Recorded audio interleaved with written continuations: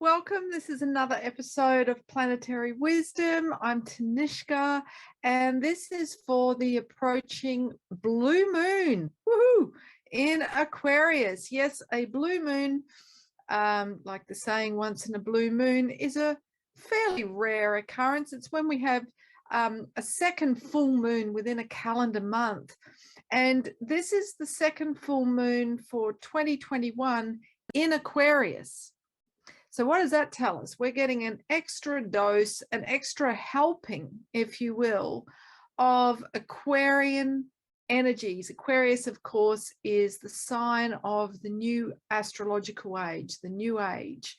So despite what would you say, the amplification of the old paradigm values, we are moving forwards, Aquarius being the sign of the future, the sign of clean, renewable energy, the sign of Kundalini, which is bioelectricity within the body, which is the energy that animates the earth.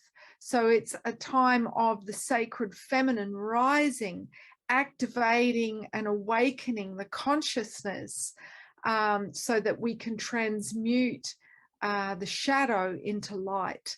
So it's a very exciting time to be on the planet.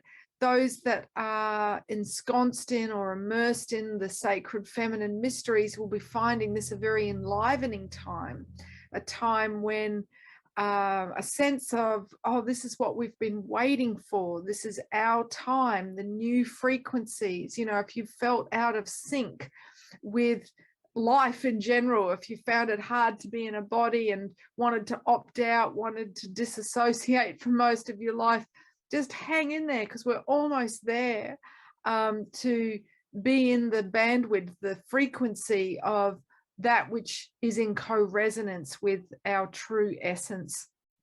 So this is, if you will, a second chance to wake up with a heap of aha moments, of realizations. And I've said it before, we are in the time of revelations as it's been prophesied in scripture, but you know, revelations comes from the Latin revelatio, meaning to unveil the truth. And that is the role of the sacred feminine, or at least it was until the rise of the empires, to reveal the truth.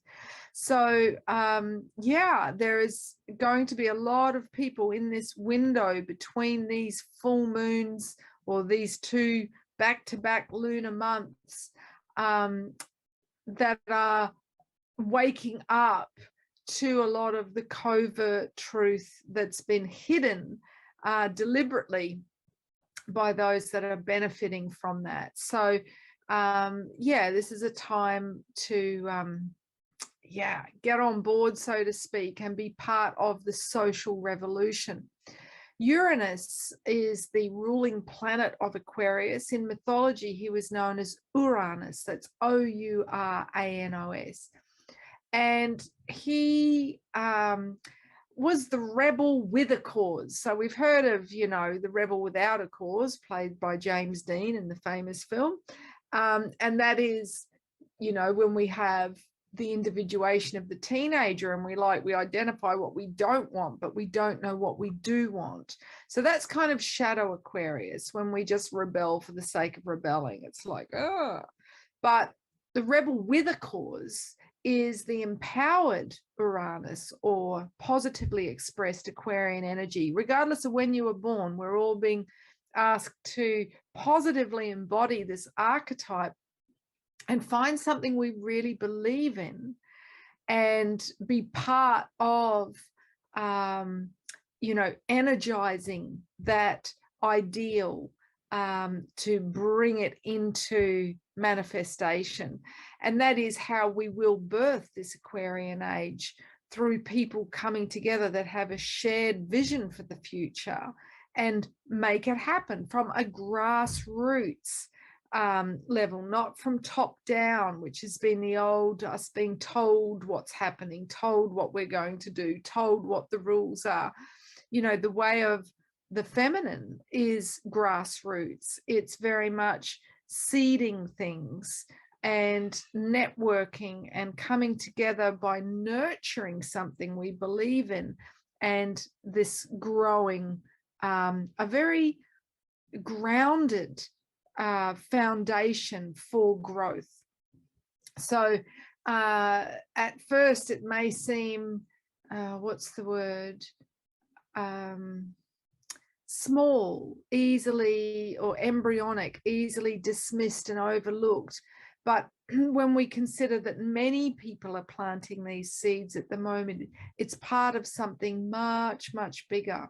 So, you know, this is a time when social issues are likely to really take center stage.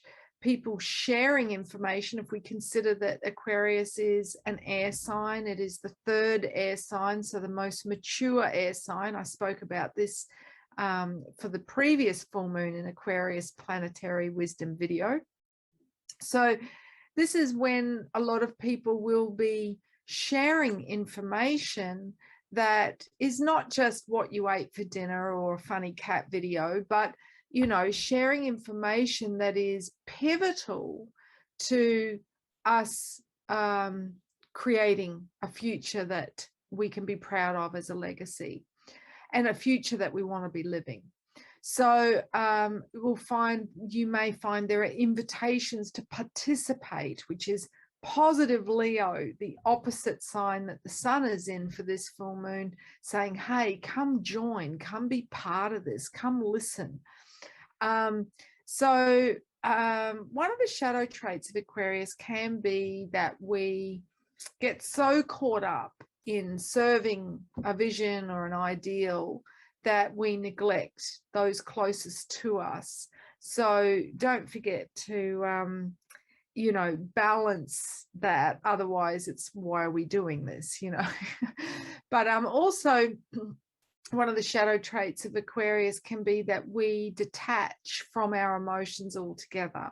You know, if we think about this sign as the water bearer, Aquarians often like sitting on the water in a boat rather than being in the water as a swimmer. So that gives some example. It's like we like to sit above the emotions during a major Aquarian transit. So you might find yourself intellectualizing your feelings, speaking in concepts rather than sharing your innermost feelings, which is what creates true intimacy. So if we're not sharing of ourselves, if we're just sharing our ideas, we're not creating real heart connection. So we need the opposite sign of Leo to really bring the heart to the vision. Otherwise, it's just ideas, okay? And without heart, there's no real light. There's no real, well, we're not inviting the divine into those ideas. So we have Moon conjunct Jupiter in Aquarius this coming full moon. This is going to create an expansion of the light, because, you know, the full moon is the zenith of feminine energy and the zenith of, you know, the 2 weeks leading up to this full moon in Aquarius. But then Jupiter appearing as if it's on top of the moon. Jupiter is the biggest planet in our solar system. So the Romans called it Jove. You would have heard the term, by Jove. You know, Jupiter is considered the planet of good fortune, of expansion, of opportunity. So that's going to be bang on the full moon in Aquarius. So this is a great time to expand our vision for the future, to, you know, take steps or receive insights into how we can manifest the vision that lives in our heart, the vision of our dreams.